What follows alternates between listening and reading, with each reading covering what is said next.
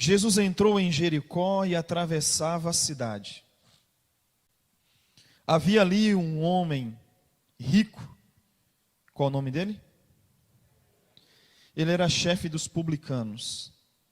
Traduzindo, ele era chefe daqueles que cobravam os impostos para o Império Romano.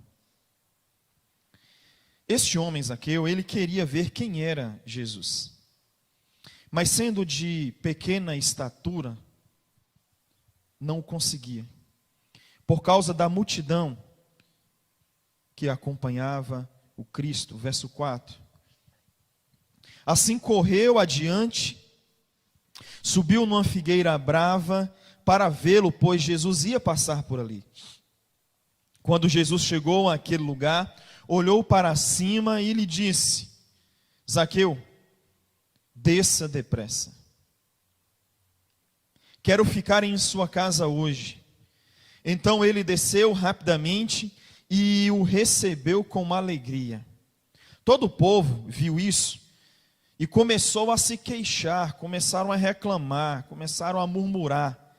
E eles diziam o seguinte: ele, Jesus, se hospedou na casa de um homem pecador. Mas Zaqueu levantou-se e disse ao Senhor: olha, Senhor, estou dando metade dos meus bens aos pobres. E se de alguém extorquir alguma coisa, devolverei 4 vezes mais. Jesus lhe disse: Hoje veio salvação a esta casa. Olha que interessante. Hoje veio salvação a esta casa. Vamos pensar nisso mais à frente. Porque este homem também é filho de Abraão. Verso 10. Ainda Jesus falando a Zaqueu e as pessoas que estavam ali: pois o Filho do Homem veio buscar e salvar o que se havia perdido. Vamos orar. Deus de bondade, estamos diante, Senhor, da sua palavra, estamos diante dessa experiência de salvação de Zaqueu. Que essa experiência de salvação de Zaqueu seja também a experiência, Senhor, nossa, e seja também a experiência daqueles que ainda não a tiveram. Seja hoje, seja amanhã, seja na semana que vem. Seja segundo também, Senhor, o tempo da sua misericórdia. Ó Deus, que todos os que aqui estão vivam o que Zaqueu viveu. Que um dia também seja declarado a nós: hoje veio salvação a essa casa, porque este também é filho do Pai, porque este também é filho daquele que me enviou. Assim nós oramos em nome de Jesus. Amém. O que falar diante de um texto tão pregado e conhecido, hein, irmãos? Mas eu faço um destaque no verso de número 1. O texto bíblico diz que Jesus entrou em qual cidade? Jericó. Jesus entrou na cidade de Jericó e ali ele atravessava a cidade. Jesus está caminhando na sua peregrinação missionária e ele decide ir à cidade de Jericó. Você sabia que a cidade de Jericó é uma cidade, ou era uma cidade amaldiçoada? Você já viu o relato bíblico falando dessa maldição que acompanhava a cidade de Jericó? Pois bem, nos dias em que a nação de Israel era liderada por Josué, sucessor de Moisés, nos tempos de Josué, a cidade de Jericó foi totalmente destruída. Essa cidade foi destruída pelo exército de Israel. E após a sua destruição total, Josué lançou a maldição sobre Jericó. Josué pronunciou as seguintes palavras. Josué, livro de Josué, capítulo 6 e verso 26. Josué disse assim: maldito seja diante do Senhor o homem que reconstruía a cidade de Jericó. Repito, palavras pesadas, não? maldito seja, afirma, declara Josué, maldito seja diante do Senhor o homem que reconstruía a cidade de Jericó. Ao preço de seu filho mais velho lançará os alicerces da cidade, e ao preço do filho mais novo porá as suas portas. Jericó destruída, uma maldição lançada contra aquele que ousar reconstruir aquela cidade. Bem, 500 anos depois, 500 anos após a destruição de Jericó e a sua maldição, Jericó é reerguida. Quem foi o corajoso? Quem foi a pessoa? Uma coragem, eu diria tola. Porque havia uma maldição sobre aquela cidade e sobre aquele que a reerguesse, e todo Israel sabia muito bem disso. Uma maldição que o custo desse ato de reconstruir a cidade de Jericó, o custo seria a vida dos filhos. Bem, um homem chamado Hiel, nos tempos de Acabe, ousou reconstruir Jericó. E a Bíblia diz que quando Hiel lança os alicerces da cidade de Jericó, o seu filho mais velho, Abirão, morre. Ele poderia ter parado por ali, porque ele sabia das consequências.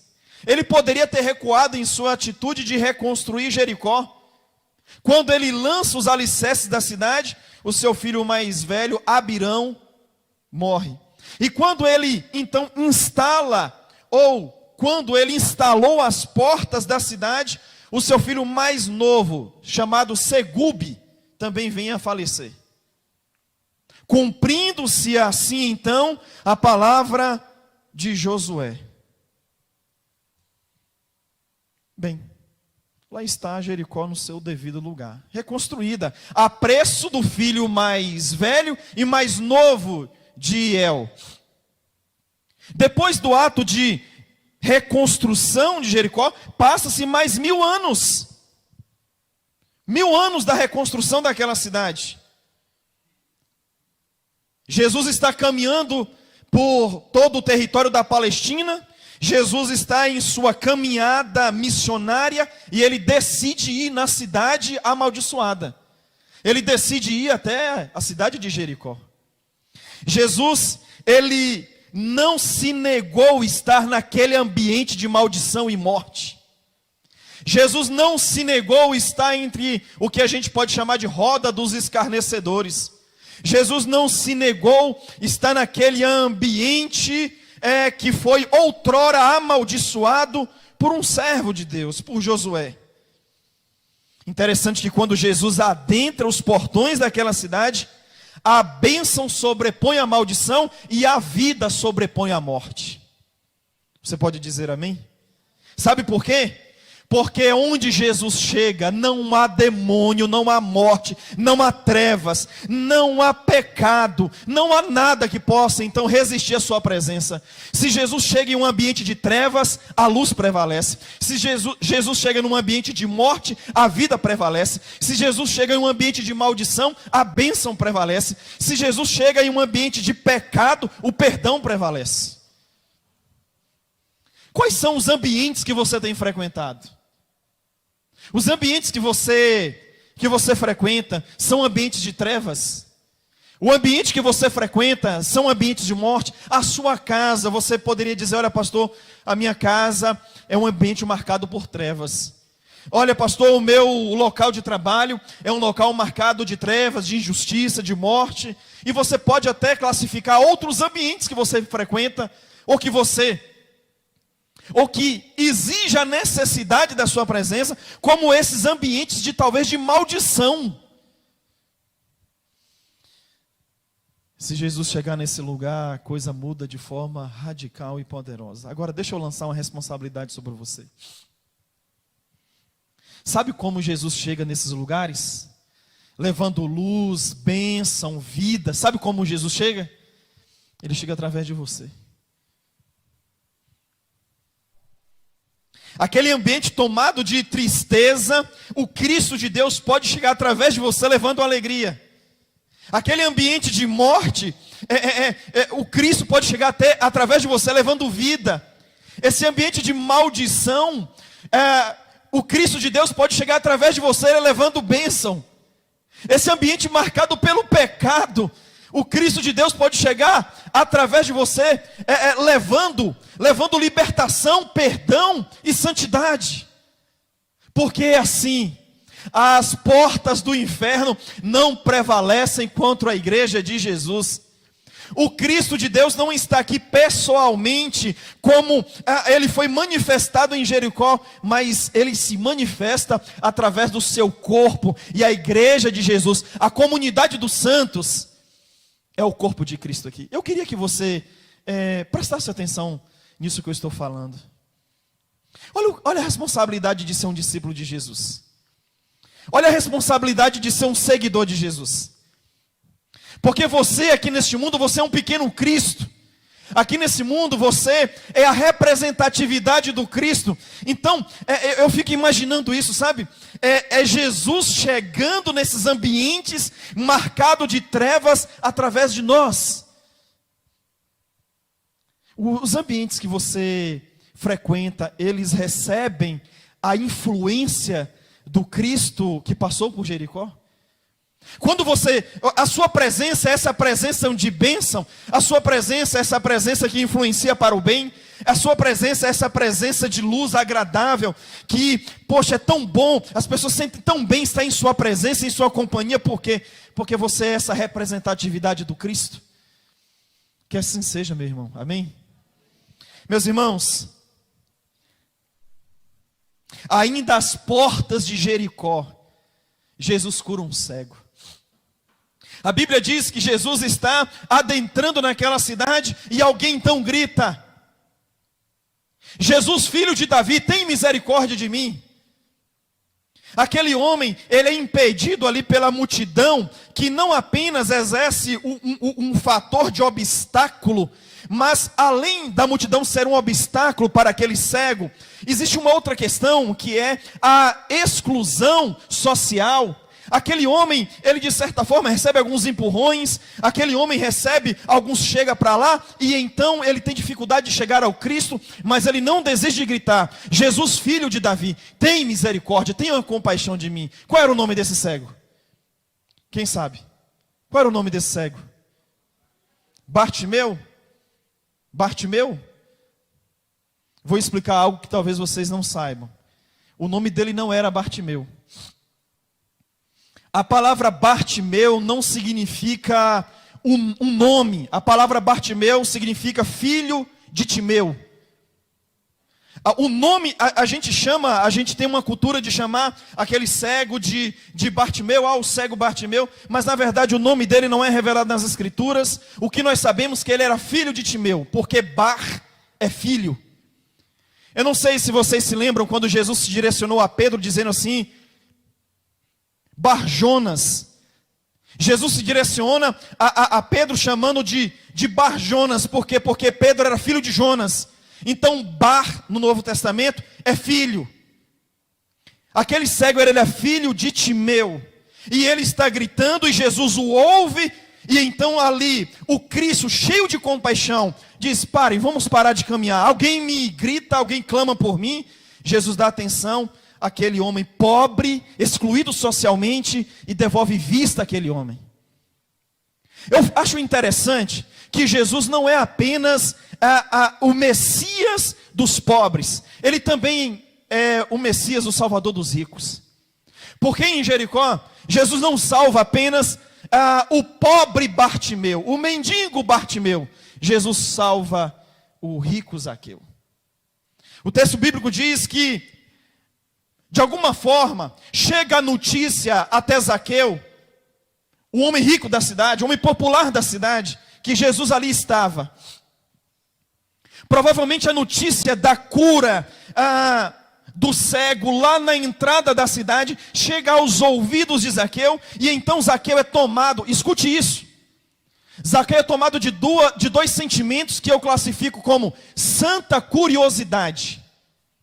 Zaqueu é tomado de uma santa curiosidade. Porque para mim, a curiosidade de conhecer Jesus é uma santa curiosidade. Não é uma carnal curiosidade, não é uma banal curiosidade, mas é uma santa curiosidade. Quem é esse homem? Ele é também tomado, Edith, de uma santa necessidade. Eu acredito que no coração daquele homem havia um vazio muito grande que o seu dinheiro não conseguia preencher. Ele foi atraído pela pessoa de Jesus. Ele foi atraído pelo Cristo. Havia uma santa necessidade. Havia uma santa carência. Havia um vazio na sua alma. E essa necessidade, esse vazio, ele naquele momento, ele foi atraído pela pessoa de Jesus, porque havia em Jesus um magnetismo, havia em Jesus uma atração muito grande, e todos aqueles que se reconheciam vazios, caminhando uma vida sem sentido, todos aqueles que se reconheciam carentes de Deus, eram atraídos pelo Cristo. Santa curiosidade, mas também santa necessidade. Zaqueu se dispõe a conhecer Jesus. E então Zaqueu calcula mais ou menos ali aquele ritmo de caminhada. Ele calcula o trajeto de Jesus e então pensa, ele vai passar por aqui. Sobe em uma árvore, fica ali em cima aguardando. Por que sobe numa árvore? Porque ele quer o melhor ângulo.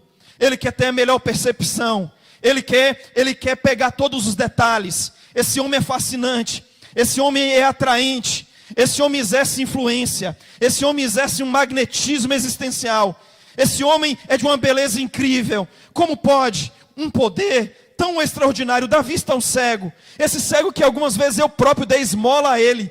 Eu reconheço que o filho de Timeu é um cego. E agora eu ouço dizer que ele vê. Eu preciso conhecê-lo. E ali está Zaqueu. E ele percebe a multidão vindo. Ele percebe a multidão se aproximando. E imagino eu que à medida que Jesus se aproxima, o coração de Zaqueu vai acelerando. Os batimentos cardíacos vão aumentando. E então, lá está o Cristo. Na posição perfeita para Zaqueu contemplá-lo, visualizá-lo. Mas é Jesus quem olha para cima e diz: Zaqueu, desça. Depressa, porque hoje eu vou na sua casa. Porque hoje eu vou na sua casa. Eu vou para o jantar, eu vou para o almoço, eu vou para uma refeição. A Bíblia diz então que Zaqueu desce e recebe o Cristo de Deus. E naquele momento, há uma dupla surpresa. Há a surpresa de Zaqueu. Há uma surpresa de Zaqueu. Zaqueu ali, ele é surpreendido pela declaração de Jesus. E por que Zaqueu, ele é surpreendido? Porque Zaqueu é alguém que sabe que é pecador. Interessante, né? O politicamente correto hoje vai dizer que não é muito bom o pastor dizer isso, que as pessoas são pecadoras, porque o pecador é quem mata e quem rouba. Não. Você que se julga bonzinho e muito honesto, você é um pecadorzão mesmo. E eu não retiro essa palavra da minha boca porque é uma declaração bíblica. Porque todos pecaram e distantes estamos de Deus e da sua glória. É através de Jesus que somos perdoados e reaproximados. Mas mesmo salvos, ainda pecadores. Então todos aqui, sem exceção, começando de quem fala, é pecador. Porque pratica pecado. Hoje peca-se menos, mas peca. Eu sou um pecador arrependido, eu sou um pecador salvo. Talvez alguém aqui nessa noite ainda é um pecador perdido. Talvez é um pecador ainda não salvo. Mas todos somos pecadores. Quer sejamos pecadores encontrados por Jesus, quer sejamos pecadores ainda perdidos por Jesus. Mas ainda todos pecadores carecendo da graça de Deus. Meus irmãos, Zaqueu é tomado de surpresa, porque reconhece que é pecador. E naquele momento, o Santo de Deus está dizendo: Zaqueu, eu vou à sua casa hoje. Zaqueu é tomado de surpresa porque diante do seu pecado e da sua indignidade, ele diz: como pode eu receber o Cristo em minha casa, em meu lar?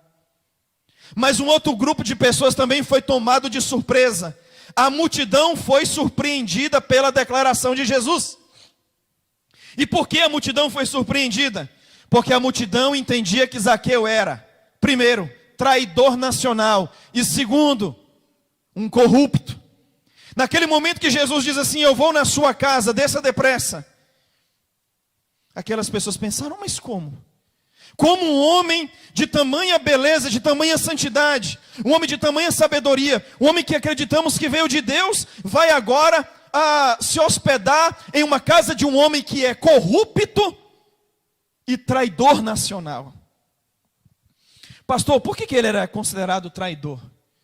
Porque Zaqueu era funcionário do Império Romano. Roma dominava o mundo de então, inclusive do Oriente Médio. Sendo assim, Israel era uma nação cativa, uma nação dominada por Roma. E Roma tinha os seus tributos. E quem cobrava os tributos em Israel para enviar ao Império Romano era os próprios judeus. Quando um judeu se convertia ou se colocava à disposição para se tornar um cobrador de impostos, como Zaqueu, ele era considerado traidor da nação. Porque Roma era a nação dominadora, porque Roma era a nação inimiga. E por isso, quando eles olhavam para Zaqueu, pensavam: eis um traidor nacional, alguém que trabalha para a nação inimiga, alguém que trabalha para a nação dominante, alguém que é funcionário de Roma. Mas Zaqueu também era considerado corrupto. Considerado corrupto porque cobrava impostos acima do estipulado. Agora imagina a revolta desse povo. O camarada, além de ser traidor nacional, é alguém que cobra impostos acima daqueles que são ordenados. Os impostos do Império Romano já eram elevados. Agora imagine Zaqueu colocando, 10, 15, 20% a mais. Por isso a revolta do povo. Como pode ele se hospedar na casa de um homem pecador? Houve um outro momento da vida de Jesus que Jesus foi criticado por isso. Essa mania de Jesus de estar em companhia de gente de péssima qualidade. Jesus se encontrava com pessoas que a sociedade os tinham como pecadores. Jesus convivia com pessoas e conversava com pessoas, e aqui eu vou dar o nome dessas pessoas, ou a classificação. Jesus conversava com prostitutas, Jesus conversava com pessoas que eram viciados na bebida e eram chamados de beberrões. Jesus se relacionava, por exemplo, com cobradores de impostos. Eu não sei, parece que às vezes a gente lê a Bíblia assim, de cabeça para baixo. Parece que a gente não consegue perceber o que Jesus é, o que Jesus fez. Parece que a nossa religião não é uma religião do Cristo. Parece que a nossa religião é uma religião que a gente inventou e modificou na caminhada. Porque a religião cristã de algumas pessoas diz assim: se afastem dos pecadores. A religião de Jesus diz assim: se aproximem dos pecadores. A religião de algumas pessoas é assim: olha, você não pode conversar com determinadas pessoas. A religião de Jesus diz assim: olha, conversem com todos. Jesus tem uma religião inclusiva, a nossa religião é exclusiva. Jesus tem uma religião do diálogo, a gente tem uma religião que se afasta da possibilidade de conversar e de dialogar. Parece que a gente é mais santo do que Jesus. Parece que a gente compreendeu mal a mensagem de Jesus. O que vocês iriam pensar de mim se eu estivesse aqui em uma determinada hora do dia conversando com uma mulher de má reputação sozinho aqui nessa praça? Com certeza alguns aqui que se julgam mais conhecidos de igreja, mais conhecidos de religião, provavelmente me mandariam uma mensagem ou conversariam comigo depois: pastor, cuidado, aquela pessoa é assim. Mas não foi essa a atitude de Jesus ao conversar com a mulher samaritana? Não foi essa a atitude de Jesus em sentar em alguns ambientes para conversar com algumas pessoas que eram viciadas no álcool, a ponto de ser chamado de comelão e beberrão? Ah, pastor, a gente precisa ter sabedoria, claro. Não. Mas essa religião que se isola do mundo não é a de Jesus, é a sua religião. Essa religião que deixa de ter amigos que ainda não professam a mesma fé, essa não é a religião de Jesus, essa é a sua. Ele veio para salvar e buscar o que se havia perdido. É por isso que ele conversa com todo mundo. É por isso que ele vai atrás de todo mundo. É por isso que um determinado dia ele vai dizer assim: olha, vocês que estão me criticando aí por andar com determinadas pessoas, ou conversar com determinadas pessoas, deixa eu falar uma coisa para vocês. E Jesus declara: quem precisa de médico, não são sãos, são os doentes. Está explicado.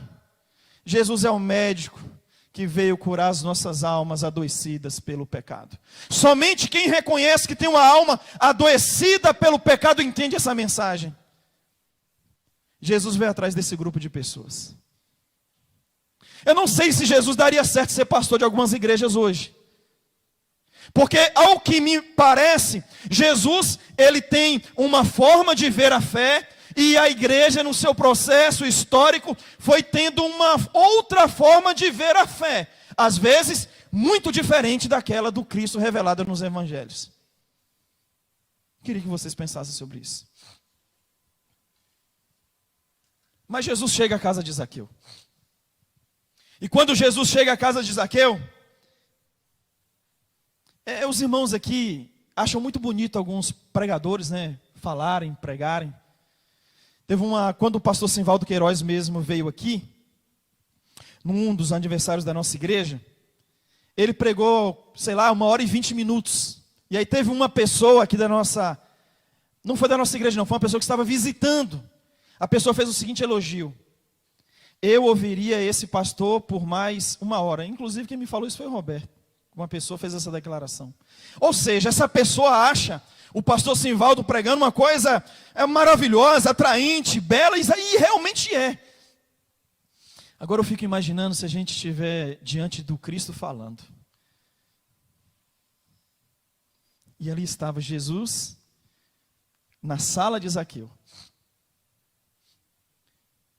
Jesus enfrentando a revolta social, e lá estava ele. E Jesus abrindo a boca e falando de coisas extraordinárias. Jesus se ofereceu para ir à casa de Zaqueu. De vez em quando, Tatiane, ela fala assim: moço, você fica se oferecendo para tomar café na casa do povo, para o almoço, para o jantar. Minha filha, eu aprendi com Jesus. Foi ele que se ofereceu para comer na casa do homem. Eu sou discípulo de Jesus. Então, Bela, essa semana é lá, não é? Ô, glória! Então, vamos lá. Então é Jesus que se oferece, e quando ele chega ali, ele começa a falar de coisas maravilhosas, extraordinárias. E Zaqueu, aquele cara perdido, ele vai ouvindo com tanta atenção, ele vai ouvindo com tanto amor. Seu coração vai se enchendo das coisas de Deus. O coração de trevas de Zaqueu, a luz do Cristo vai expulsando, vai expulsando. Eu não sei quanto tempo o Zaqueu ouviu aquela palestra de Jesus, aquela conversa de Jesus. Mas independente do tempo, no final, quando Jesus conclui a pregação, quando conclui o seu ensino, Zaqueu faz a seguinte declaração: Senhor Jesus, eu estou decidido a dar metade dos meus bens aos pobres. E se eu tenho extorquido alguma coisa de alguém, devolverei 4 vezes mais.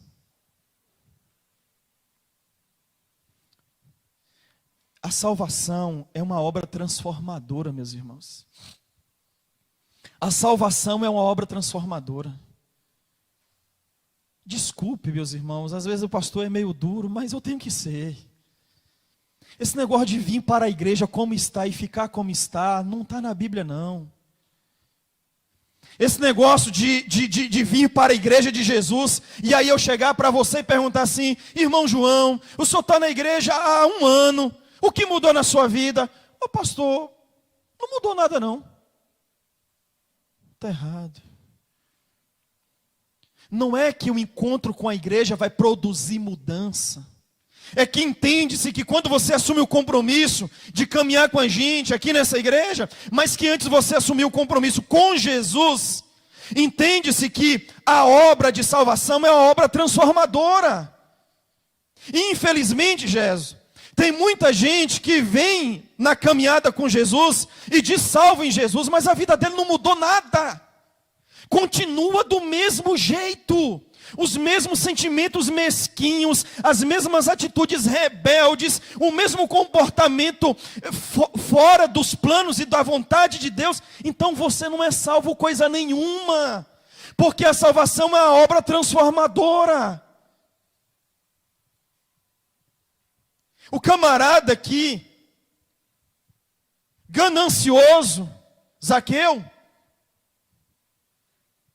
está dando uma declaração de generosidade. Vou dividir o que eu tenho com os pobres.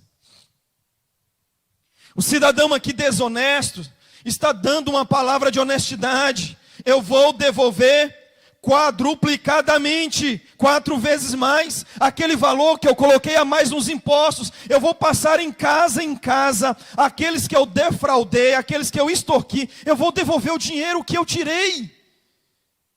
A salvação é uma obra transformadora, mas não é uma obra transformadora que para, Delvani, é uma obra transformadora que evolui, que avança, que se desenvolve. Ou seja, se eu estou numa caminhada com Jesus há 1 ano, há 10 anos, há 20 anos, e eu sei lá quanto tempo mais eu vou servir a Ele enquanto aqui estiver, é uma obra de transformação. Eu preciso evoluir, eu preciso crescer, eu preciso cura para os meus traumas, eu preciso de cura para as minhas doenças emocionais, eu preciso me parecer mais com Jesus, eu preciso vencer as minhas infantilidades, eu preciso vencer as minhas sensibilidades, eu preciso vencer a minha ganância, eu preciso vencer a minha desonestidade, eu preciso. Porque isso sim é salvação. A salvação que é evidenciada numa obra transformadora. Por que, Washington? Porque ninguém que encontra com Jesus de fato permanece a mesma pessoa. Ninguém que se encontra com Jesus verdadeiramente continua sendo a mesma pessoa. Zaqueu se encontrou com Jesus e nunca mais foi o mesmo. Nunca mais foi o mesmo. E diante da declaração de Zaqueu, Jesus responde, e aqui eu encerro.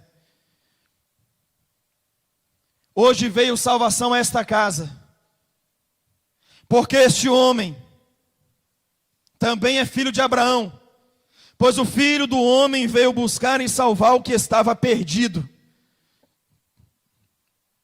Zaqueu, a partir de agora você tem uma filiação celestial. A partir de agora você tem uma filiação divina. Você é filho de Deus. Você é filho de Deus por adoção. Você é descendente de Abraão pela fé. O próprio Jesus, ele declara a salvação daquele homem. O próprio Jesus autentica Zaqueu como salvo. Que coisa maravilhosa. Jesus não está aqui, Bela, para dizer assim: Bela, você é uma pessoa salva. Jesus não está aqui para dizer: Olivone, você é uma pessoa salva.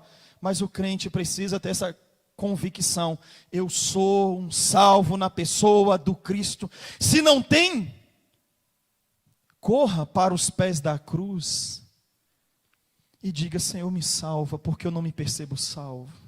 Senhor, me salva. Eu quero ter uma experiência real com o Senhor e profunda, porque a despeito de tanto tempo visitando a igreja, a despeito de tanto tempo tendo o meu nome no hall de membros da igreja, eu não me percebo uma pessoa salva, mesmo diante das evidências, até mesmo de uma honestidade na minha vida, de algumas mudanças, eu não me percebo salvo. Então, meu querido, corra para os pés de Jesus e diga: Senhor, me salva, Senhor. Eu quero viver a experiência de Zaqueu. É interessante que Jesus, na sua última fala na casa de Zaqueu, declara: o Filho do homem veio buscar e salvar o que se havia perdido.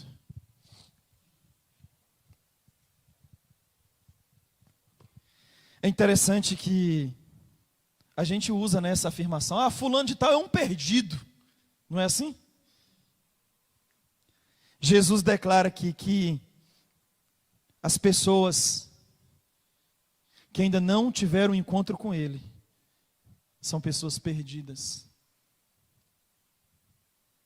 Mas pastor, por que Jesus chama as pessoas que ainda não tiveram um encontro com Ele de perdidos? Porque a pessoa ainda não encontrou o caminho de volta para Deus. Por isso ela é perdida. Quando nós encontramos o caminho para Deus, quando nós encontramos o caminho de volta para Deus, nós então somos encontrados, nós somos achados, não mais perdidos. Aí você então diz assim, pastor, e qual é o caminho para Deus? Ou o caminho de volta para Deus? Será que todas as religiões levam a Deus? Será que a minha capacidade de ser uma pessoa direita e honesta, porque, pastor, eu era melhor do que Zaqueu, ou eu sou melhor do que Zaqueu? Será que o caminho para Deus é o caminho de uma vida honesta? Não, o caminho para Deus não são as religiões, não são as igrejas, não são os pastores. O caminho para Deus não é a sua bondade, não tem a ver com o seu caráter.